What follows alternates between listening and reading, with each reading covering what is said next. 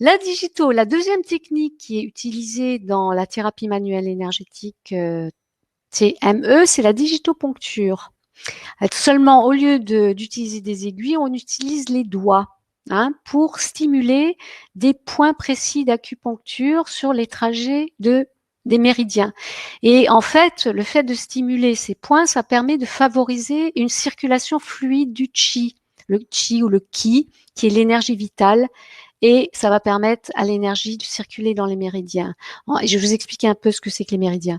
Et dans la méthode TME, eh bien les points, évidemment, je ne vais pas vous enseigner toute la digitoponcture et c'est une science. L'acupuncture, c'est 6 ans ou 10 ans d'études, parce qu'il n'y a pas que les méridiens principaux dont je vais vous parler tout à l'heure, mais il y a aussi plein de sous-méridiens qui sont traités avec les aiguilles en acupuncture.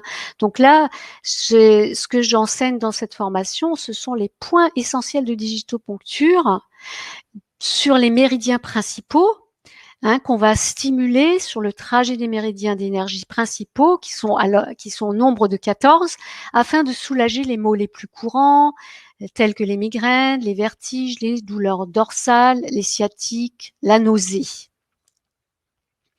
Et les méridiens d'énergie, eh bien, c'est un principe, ça c'est les fondamentaux de la médecine énergétique chinoise, le yin et le yang.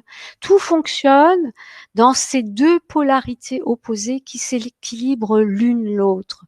Le yin circule de l'énergie de la terre vers l'énergie du ciel, le yang circule de l'énergie du ciel vers l'énergie de la terre, et les méridiens circulent de la même façon. Donc il y a 14 méridiens principaux, 12 bilatéraux, c'est-à-dire qu'ils sont sur chaque côté du corps, je vais vous montrer tout à l'heure, et deux merveilleux qui sont centraux. Les méridiens yin représentent tous les organes vitaux, les méridiens yang représentent toutes les poches et les viscères. Tous sont connectés les uns aux autres énergétiquement. Et lorsqu'il y a un blocage d'énergie dans un méridien, cela peut impacter un ou plusieurs méridiens et donc créer des problèmes de santé, des problèmes émotionnels, des problèmes de digestion et toute autre sorte de problèmes.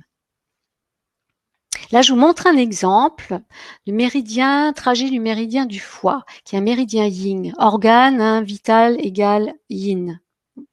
Et il circule donc, puisqu'il est yin, il commence de la terre et il va vers le ciel. Vous voyez, donc il fait ce trajet-là.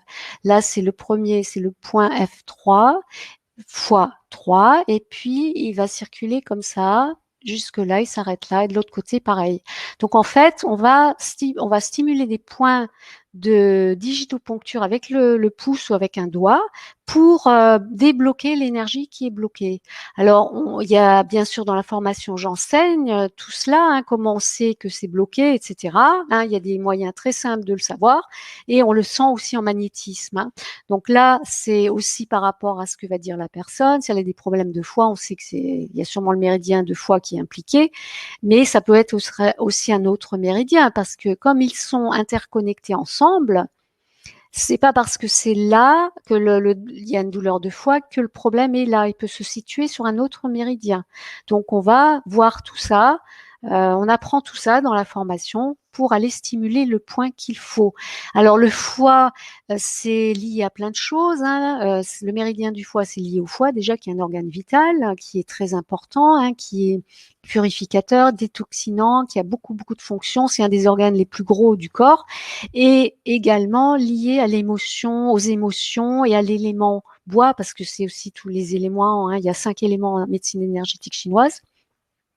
Et donc, quand une personne est en colère, eh bien, le fait de stimuler certains points de digitoponcture que j'apprends dans cette formation, je vais libérer la colère, va permettre de soulager, d'apaiser la colère de la personne, et parce que tout est lié, émotion, énergétique, organes, etc.